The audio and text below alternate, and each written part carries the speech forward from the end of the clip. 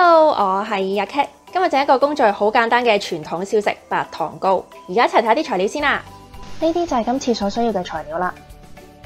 首先要溝咗個粉漿先嘅，因為一陣間個粉漿要煮一煮嘅，咁所以可以將啲材料直接擺落個煲度，洗少隻碗啊嘛。加入粘米粉、糖。其實今次嘅食譜已經係小甜版嚟嘅啦，咁所以個糖就唔建議再減得太多啦。再加入水，攪勻佢哋，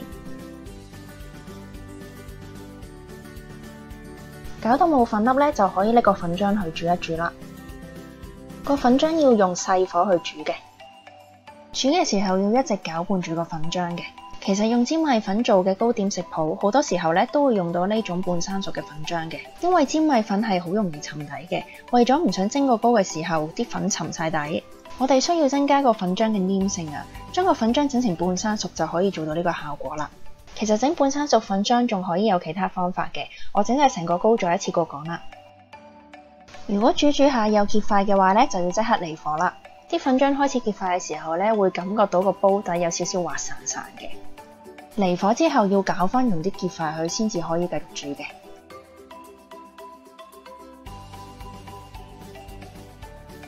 大概煮到咁嘅稀嘅程度，啲粉漿有少少掛到喺隻羹度咧，咁就差唔多噶啦。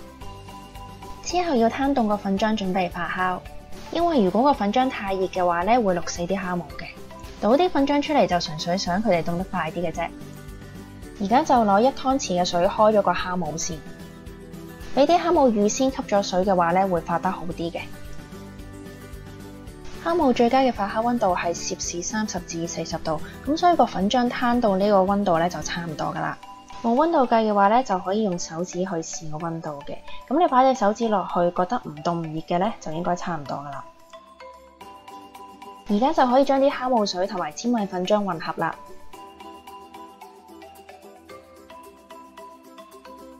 之後包翻保鮮紙，等個粉漿發酵，發酵大約個半鐘至2個鐘啦。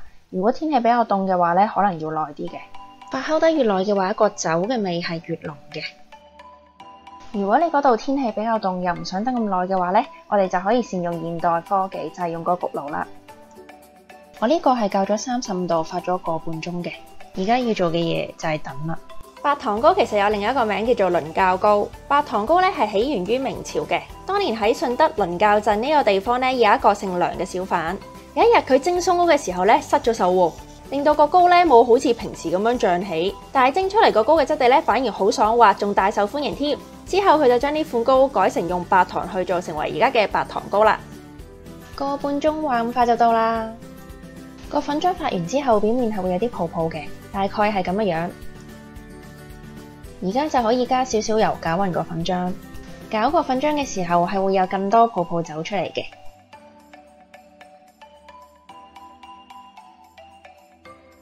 之後就拎要蒸糕嗰隻碟出嚟，喺上邊薄薄咁搽一層油。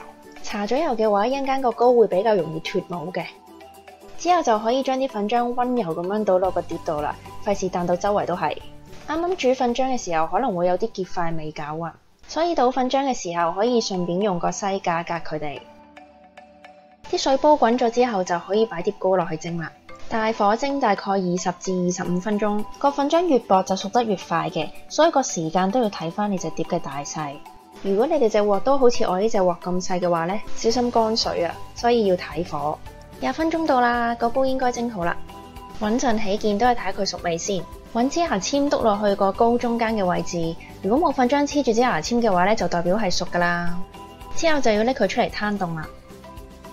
個糕要攤凍咗，等裏邊嗰陣酒糟味走咗先可以食噶，如果唔係會有陣怪味嘅。攤凍咗之後就可以將個糕脫模啦。都係喺個碟邊度界一界先鏟佢出嚟啦。